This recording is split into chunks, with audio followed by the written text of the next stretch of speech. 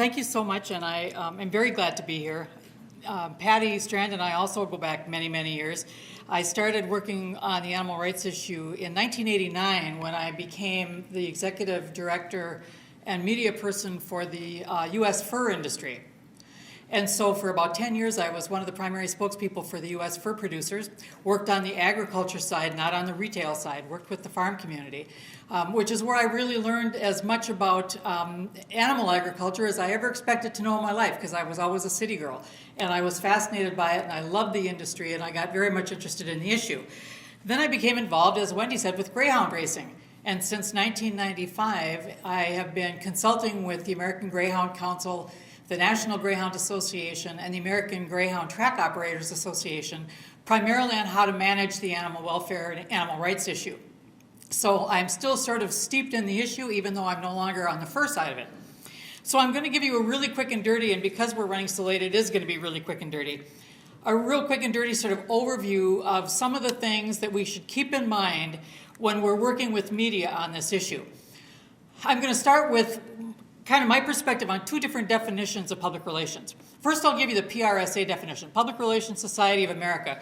All the gurus of public relations in the United States belong to the Public Relations Society of America. They came together over a period of years, believe it or not, to come up with a definition of what the heck they do for a living. This is the definition they finally came up with. Public relations is a strategic communication process that builds mutually beneficial relationships between organizations and their publics. My definition is a lot simpler. This is a definition that I learned from my first boss when I started in the public relations field in 1971. It ain't complicated, he said. You do the right thing and you tell people about it.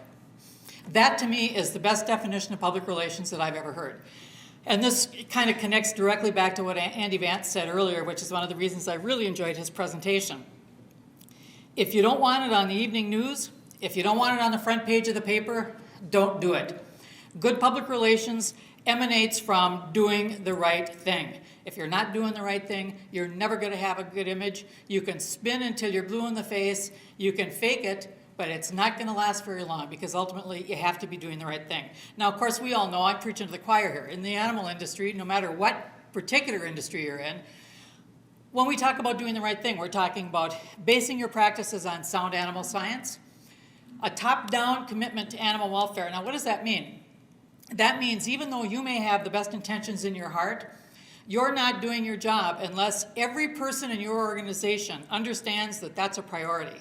So top-down means from the president of the company, and I'm talking whether it's Feld Entertainment or the Little Family Farm, okay? If the top person isn't committed and doesn't transmit that value all the way down the chain of command, you're going to have a problem somewhere along the line and you're going to pay a high price for it. So top-down commitment at every level, it's got to be communicated. And then the enforcement of codes and standards, whether those are internal industry standards, whether they're local standards to your particular operation. But people have to know that there are rules, there are standards for behavior, and if they don't comply with those standards, there are going to be penalties. That's really important. We got to give teeth to the commitment that we have. So then it comes to the other part of that equation. You do the right thing. That's what we just talked about. Then we come to telling people about it. If you remember back to that PRSA definition, they talked about strategic communication. Strategic, we use that word a lot. People they kind of throw that word around, but when you really think about what strategic means, it means strategic communication, it's objective-driven communication. In other words, it's not arbitrary. You don't just kind of pull it out of your ear when you want to say something. You're communicating with a particular objective or goal in mind. That's really, really important. The other thing, communication suggests multi-element interaction. In other words, if you just talk and nobody's listening, you're not really communicating, are you? Communication is a two-way street, and that becomes even more important when we start talking about social media. I'm going to go through this very quickly. If you think about any communication interaction, whether you're talking about an interview situation or just kind of giving a speech to your local, civic club, the Kiwanis Club, or as my friend Larry used to say, all the animal clubs, the Elks, the Eagles, and so forth. There are four basic elements in any of those communication interactions. The source, that's the person who's doing the talking. The message, what are you saying? The receiver, who's your audience, who's hearing this message, and the channel. How do they get the information? From TV, from the radio, from the newspaper, from a publication, from your website, however. So whenever you're going into any communication setting, whenever you're going into any media setting, think a minute about those 4 elements of communication, because you really need to understand every one of those pieces in order to do an effective job of communicating. So the first one was source. Being an effective source is all about credibility. How many of you have ever done an interview? Oh, most of you, that's really good. How many TV interviews? Was it a good experience or bad experience? Good experience? Okay. Bad experience? Kind of so-so? How many of you feel like you took maximum advantage of the opportunity? One of the things that I've learned is that if you're not prepared going into an interview situation, it's not even so likely that you're going to make a big mistake. What you do is you miss opportunities. That's the most common mistake in an interview situation. You don't say the wrong thing, you just forget to say the right thing, the missed opportunity. So preparation is really key to building your credibility as a spokesperson. Focus. You've got to stay focused. You can't get distracted by the questions that the person asks. Now, some people say it's not right to answer the question in a way that is not responsive. We want to answer the question. We want to answer the question in a way that serves our goal and not the reporter's goal. So you always have to be focused on what your key message is. That is a lesson very well demonstrated by the presidential candidates. You do not ask the question you're asked, you answer the question that you want to answer. So, and you know, they take it to an extreme, let's face it, they're a little off the wall at times. But you understand what I'm saying, that you have to keep in mind your own focused message and always bring the topic back to what you want to say and not what the reporter wants you to talk about. Accuracy is really important. There's nothing worse in the mind of a reporter than getting bad information that they then disseminate to all their readers or viewers. So it's really, really important when you're doing an interview to be as accurate as you possibly can. And if you don't know, say so. Nobody's going to get upset if you say, you know, I don't really have a good answer to that question, but if you give me a little time, I can get back to you and I can give you a good answer. And then maintaining control over your message. That relates to focus, but it also talks about making sure that you control the environment of the interview. For example, do you want to have an interview in a situation where there are 30 animal rights protesters with signs saying, you know, meat sucks right behind you? Probably not. That's not a really great interview situation. You want to take that reporter in a situation where you can control the background, you can control the environment, and you have the right to do that. So preparation, focus, accuracy, control, those are the things that contribute to your credibility as a spokesperson. Delivering your message, and this is where we get into this, again, this question of focus and clarity. Keep in mind the 3 C's: clear, concise, consistent. Don't make your message complicated. There's not enough time usually to get it out. Make your message concise because you'll be better at remembering it if it's concise, and always be consistent. People pick up inconsistency. They want you to be consistent. They want you to be delivering the same message all the time. So focus on those 2 or 3 key messages. In the time that I spent with the fur industry, and this is really true with my work with the greyhound community as well, we've really kind of developed sort of a consistent theme of 3 key messages. One is the industry is very committed to doing the right thing for the animals in our care. Number 2 is when we find a bad apple, we take very tough action. And number 3 is the animal rights people who are challenging our industry aren't really about animal welfare at all. They're about a different agenda, okay? And we never deliver those first 2 messages without also delivering that 3rd message. So those are our 3 messages, and no matter what we're doing in terms of media relations, those are the 3 themes that we pound on. Most of us do the right thing. When somebody does the wrong thing, we get on it and take care of it. And it isn't really about animal welfare if you're talking HSUS and PETA. You guys know that drill. I don't have to go through that with you. But that's how we approach this key messaging. Excuse me. Bridging techniques. How many of you know what a bridging technique is? Okay, bridging means when you get asked a question and you want to be able to bring that question back to your message. So you say things like, I'm really glad you asked that question because it gives me an opportunity to tell you this. Or, now wait a minute, let's take a little step back. Oh, wait, I disagree with your premise. Let me explain something to you. Let's take a little look back. Bridging techniques are essentially creating a verbal bridge between the question you got asked and the message that you want to deliver. Bridging techniques are really, really helpful, and they're one of the things that you need to that you need to work on so that you're prepared when an interview situation is confronting you. Think in terms of pyramids. If you think in terms of a pyramid, and it's really funny because when you're doing an interview, this kind of works in the opposite way from normal communication. If you and I are having a conversation and I say, what did you think about the presidential election? You might rattle on for 5 minutes and never really tell me whether you voted for this guy or what your point is. We tend to do that. We talk out loud. We think out loud. But in an interview situation, you can't afford to do that. So what you have to do is you have to hit the point right away. So if somebody says, the HSUS says that you do this or this or this for animals, the first thing out of your mouth has got to be, no, that's not true. Let me tell you why. Then you go on and you provide all the background and all the supporting material and all the documentation, whether that's third-party validation or examples or analogies or whatever. But you got to get that point out. Then after you've gotten that point out, you got to keep coming back to it and coming back to it and coming back to it.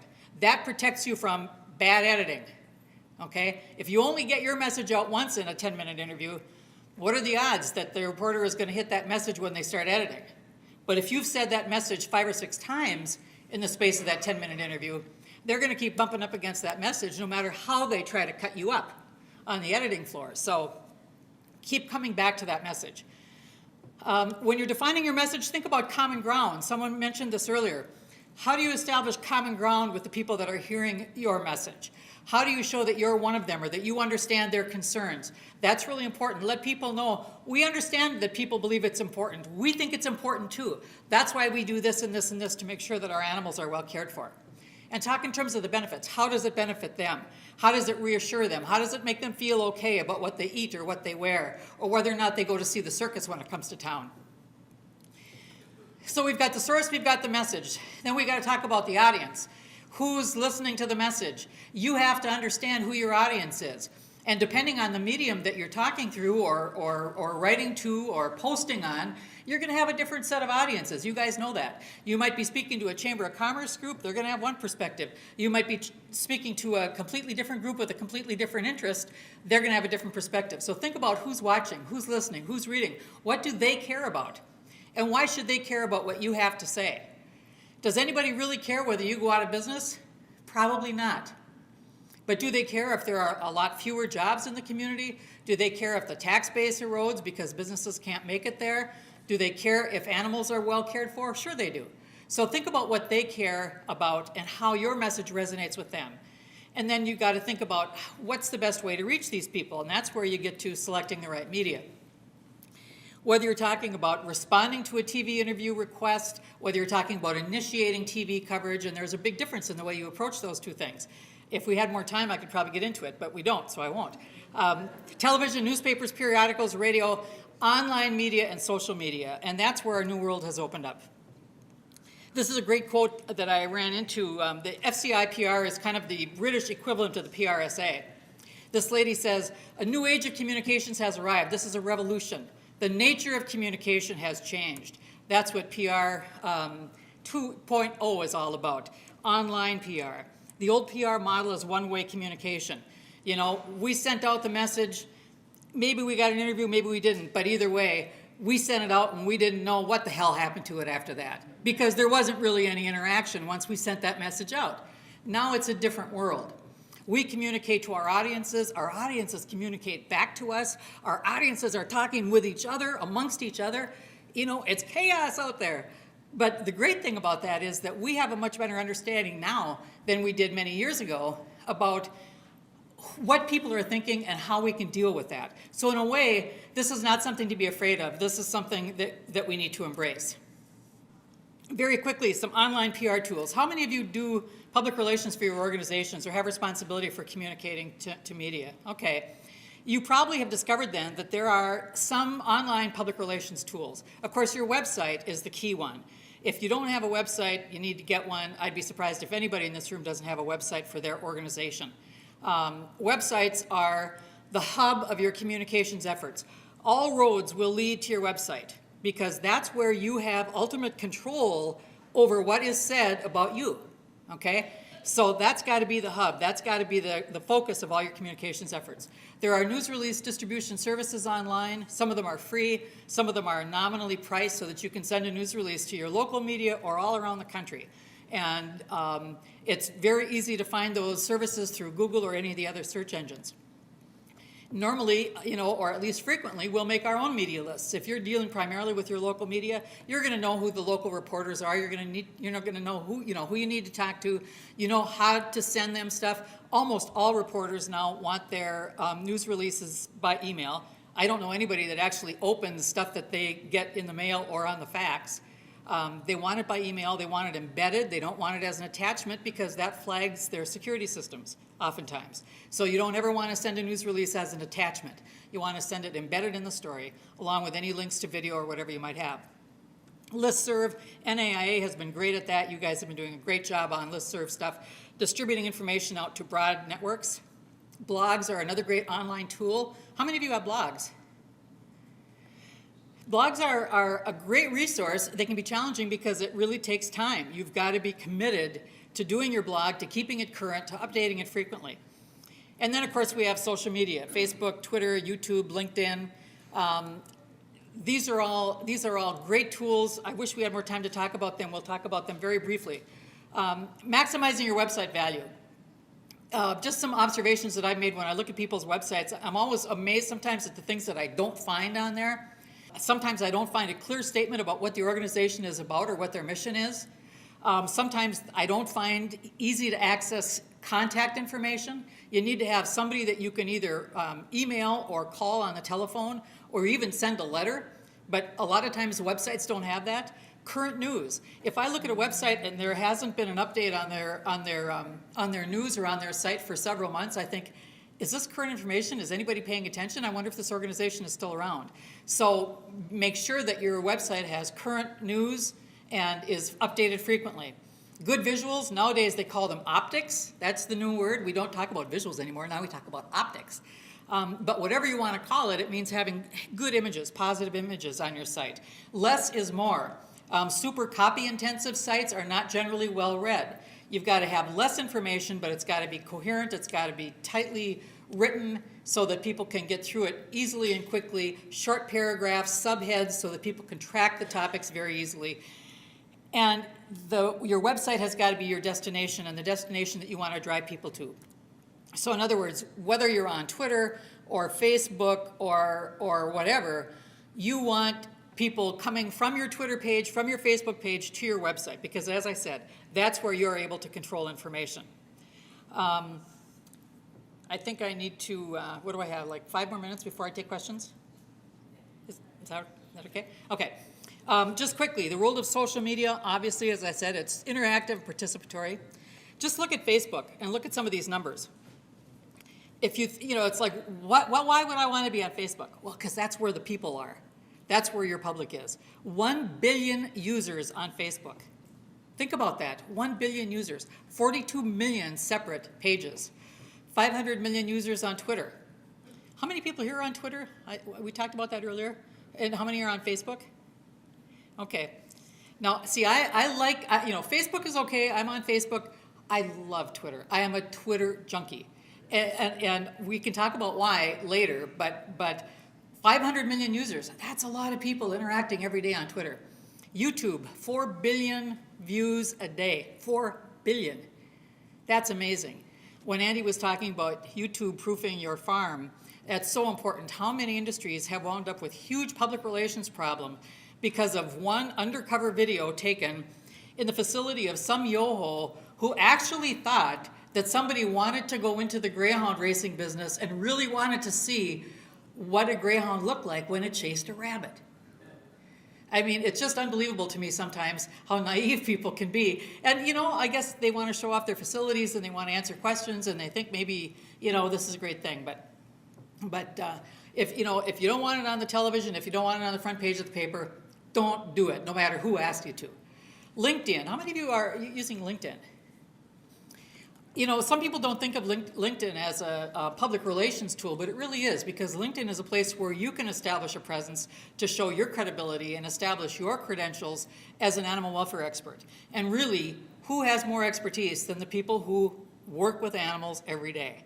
So you have that expertise, and it's easy to put in to create a LinkedIn profile. And if people are doing a search for animal topics, your name will pop up, and I'd rather have your name pop up than somebody from HSUS. So your website is basically your information hub.